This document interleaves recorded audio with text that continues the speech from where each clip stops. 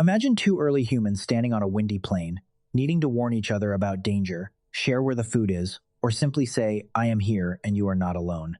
And yet, in that moment, no words exist between them at all.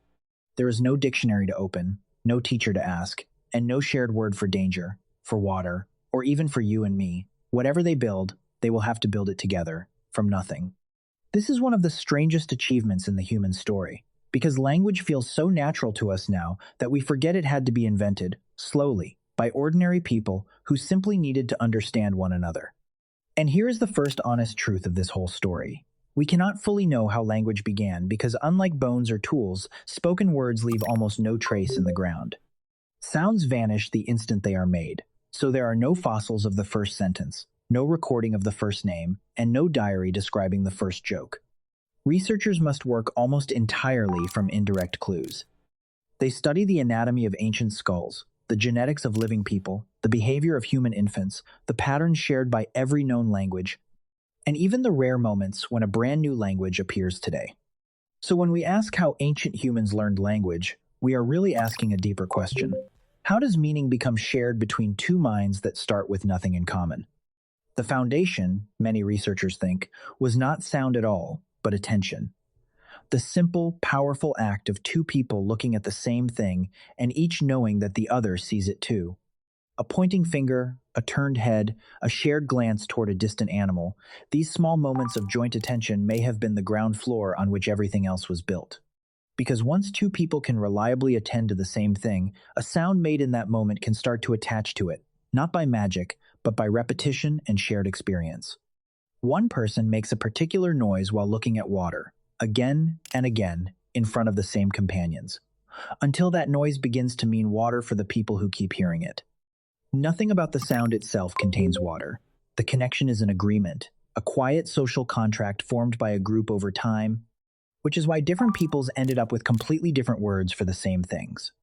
Long before precise words, humans almost certainly shared something simpler and older. Emotion carried in sound, the cry of fear, the warmth of a laugh, the softness of a voice calming a child. These signals are understood across every culture on Earth, and they hint that the very first bridge between minds may have been feeling itself, tone and expression reaching another person before any word could. Some researchers suspect that early words may have leaned on imitation, echoing the sounds of nature, a crack, a rush, a growl, though this idea is debated and could only ever explain a small corner of any language. However it started, the crucial leap was reliability, a sound that means the same thing tomorrow as it did today, and means it to your neighbor as well as to you. That reliability turns a noise into a name, and naming may be one of the most important things our species ever learned to do, because a name lets you talk about something that is not in front of you. With names, a person could refer to the river beyond the hills, to the danger that came yesterday, or to a plan for tomorrow. Language began to lift the mind out of the immediate present. But single words, however useful, are not yet a language. The true power appears when words begin to combine, when order and small changes start to carry meaning of their own. The difference between the dog saw the child and the child saw the dog is not in the words but in their arrangement, and that arrangement is what we call grammar. Remarkably, grammar does not appear to have been designed by anyone. It seems to emerge, again and again, out of ordinary people using language and gradually settling into shared patterns. And this is where one of the most astonishing clues comes from, because we can actually watch a new language be born, not in the distant past, but in living memory. When deaf children in Nicaragua were brought together in schools in the late 20th century, they had no shared language, yet within a generation the children themselves created one, a full sign language with its own grammar. The adults did not teach it to them. The youngest children, in particular, took the rough gestures around them and organized them into something richer and more systematic than what they had received. This points to a profound idea that many scientists take seriously.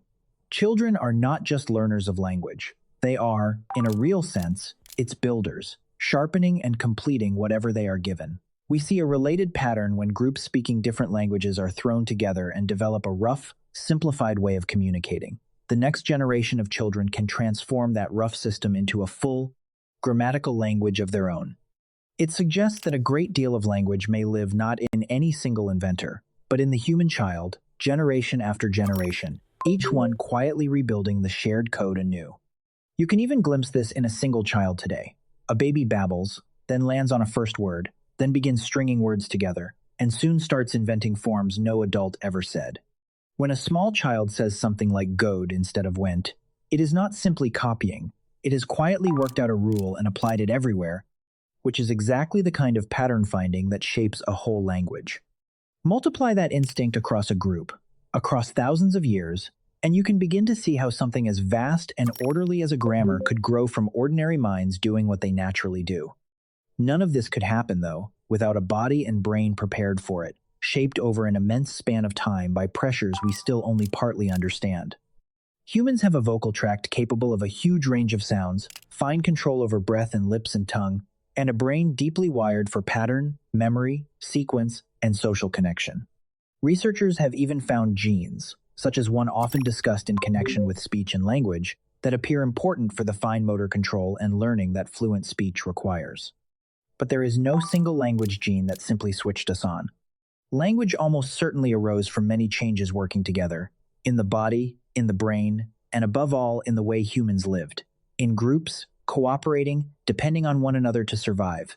Because that is the quiet engine beneath all of it. Language is useful only if there is someone to understand you, and worth building only among people whose lives are woven together. Which brings us to the other half of the mystery. Not just how humans made language, but how they managed to understand it, to reliably get meaning across the gap between one mind and another. A huge part of the answer is context. The same sounds can mean different things, and listeners constantly use the situation, the shared history, and what they know about the speaker to settle what is meant. Understanding is also a two-way process, full of feedback and repair, a puzzled look, a question, a correction, a second attempt, all of it constantly nudging both people toward the same meaning. And underneath that lies a remarkable human talent, the ability to imagine what is going on in someone else's mind, to guess their intentions, and to assume they are trying to tell you something worth understanding. That assumption, that the other person means something, may be one of the most important ingredients of all, because it makes listeners work to bridge the gap rather than give up at the first confusion. Misunderstanding, after all, is completely normal.